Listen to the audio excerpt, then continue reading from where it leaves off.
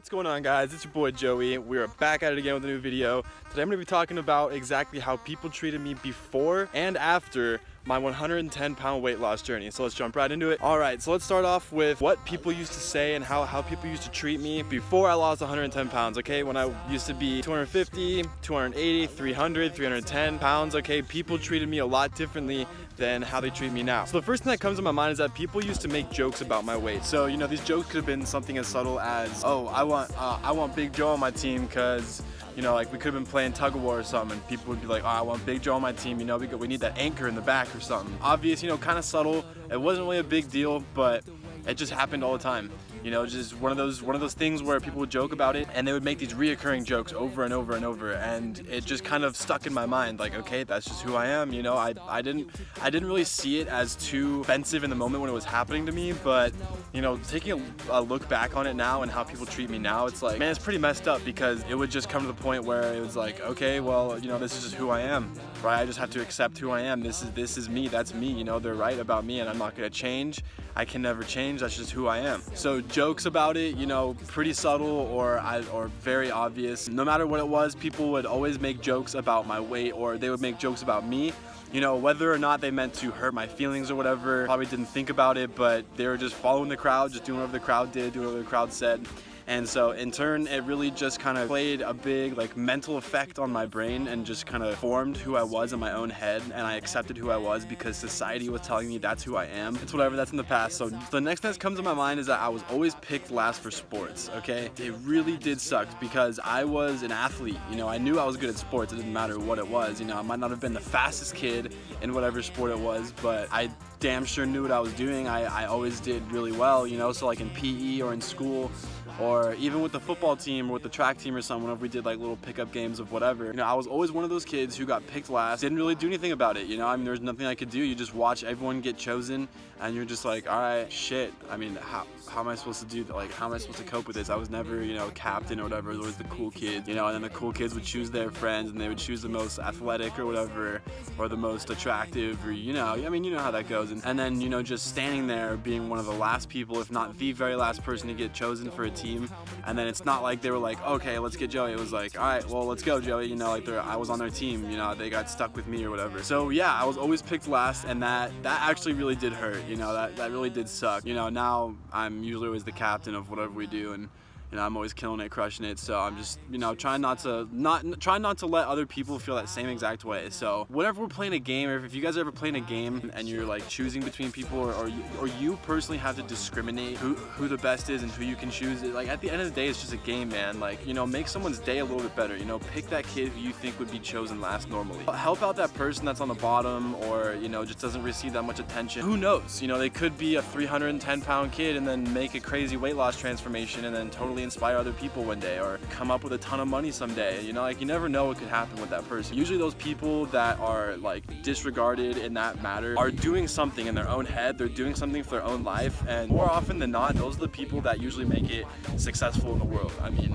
I don't want to brag or anything, but look at me. Like, I was always the fat kid, I was always this and that, and now I'm more attractive than pretty much anyone that I ever went to school with, or anyone that I knew. Also, people used to never take me seriously whenever I was talking to them or telling them something about myself, or like I was trying to, you know, make a business opportunity, or, you know, to make a new connection, or talk about something serious that I wanted to talk about, and no one really ever took me seriously in a conversation, okay? So people just like laughed, or they would be looking the other way, they wouldn't be like paying attention to me, and I'm like, bro, what are you doing? Like, I'm right here, let's get talking. And you know, I'm gonna kind of talk about this in a little bit, but now like people demand my attention. People want me to listen to them. I hardly even get a chance to talk because, you know, I ask the right questions, I get them to talk. So yeah, you know, that would really piss me off, because I'm a human just like anyone else, and I wanted to get my point across. I wanted to talk to someone and have like a deep, meaningful conversation, but no one was willing to give me that kind of energy. You know, they would give me the time of day, they would sit down for a couple minutes, or they would like at a party or something, like I would talk to them, but it was never serious. You know, it was always, oh, I'm just talking to that kid Joey, or I don't want to be seen like getting too deep in conversation with him or something. I really don't know, I really don't care. Yeah, so that's something that really grinded my gears, was that no one really ever took me seriously. I used to always get fat nicknames, and I really didn't help myself out with this, because a lot of times I would give myself nicknames and stuff, where I would name my Instagram after, you know, some fat nickname like Big Joe, or, you know, Fat Joe, or people would always come up to me and they would refer to me as Big Boy, or they would say Smalls or something. It's just like those tiny things that like, you know, they're referring to you not as a person but as a weight. You are actually changing that person. All of society is ruining that person. So the fat nicknames didn't really bother me too much, but at the end of the day, it was still changing my character in my mind of who I was. You know, I had to accept, all right, well, you know, I would look at other like skinnier guys or something and imagine, okay, well, that's who they are, you know, that's who they were born to be. You know, I was born to be this fat person. I was born to be Big Joe. I was born to be Fat Joe or whatever. But that's not the case, because obviously I'm not Fat Joe. I am not Big Joe. All right, I mean, I'm big. I'm still 6'4", but you guys know what I mean. And lastly, about how people treated me before, which I'm gonna make a completely different video dropping probably tomorrow. I never had a girlfriend, and I didn't really have too many like friends that were girls, and every girl that I ever talked to was always friend zoning me. That was something that drastically changed my life. Encountering different female social interaction, I guess. Like I said, I'm gonna drop a video on that probably tomorrow, so stay up to date. So now I'm gonna jump into how people treat me now that is different than how they treated me before. So the first thing that I notice, especially now, is that whenever I walk into a room and I know I have a really good sense of fashion, especially, heads will turn. Heads will turn, people will look at me, I'll make eye contact across the room, there will be like 3 or 4 people staring at me. More than likely, they're gonna be females. They're smiling at me, they're looking at me, you know, they like glance at me, whatever. But heads turn when I walk into the room. It's also because I am 6'4". I have a nice facial structure. I would say a lot of women have told me that I'm just attractive when I first come in, and then to keep the attraction, I have to radiate this awesome personality, which I'm personally working on. Second thing that I noticed occurring a lot more was that people would come up to me and they would start conversations with me, okay? Before, when I weighed 110 pounds heavier, people wouldn't really do this all that much. Sometimes they would, you know, just because I was like 310 pounds, 6'4", and it's kind of like fascinating. People make it their mission to come up and talk to me, whether it's at a party or, you know, I like to rave, so if it's at a rave, or if I'm hanging out with friends, or if I'm walking into a bar, or if I'm walking into, you know, a coffee shop or something, like people will come up and talk to me, or they'll make a joke, they'll crack a joke or something to like lighten the, you know, break the ice, and then they'll ask me some questions or whatever. But people will stop what they're doing and they will come up to me and they will try to take my attention, they will try to take my time, and even if it's just a useless conversation. But I feel like psychologically, society is just like, okay, this person's attractive or whatever, like something's drawing me towards them.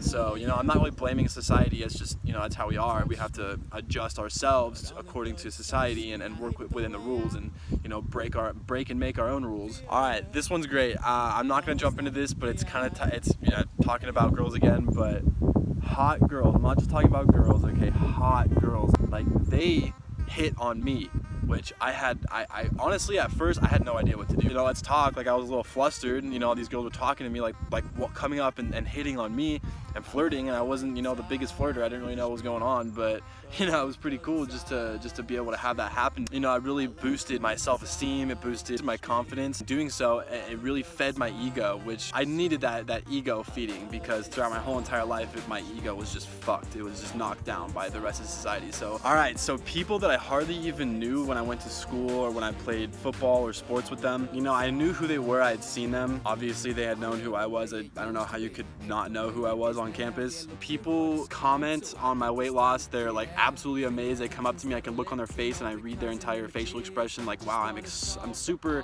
excited to be talking to him right now. I can't believe I'm seeing him. People are like, wow, like, that's crazy. I almost didn't even recognize you, like this and that, and like complimenting me, and I'm like, thank you. No, I do appreciate that, thank you, but like, we don't really even know each other, you know, like, why are you treating me different now? Why are you talking to me? Like, why are you excited to be, like, why do you want to get my number? Why do you want to hang out now? You know, what's different? You know, what happened? So, you know, I just put on a smile. I say, all right, thank you so much. Like, not like, how are you doing? Like, how have you been? You know, you look amazing as well.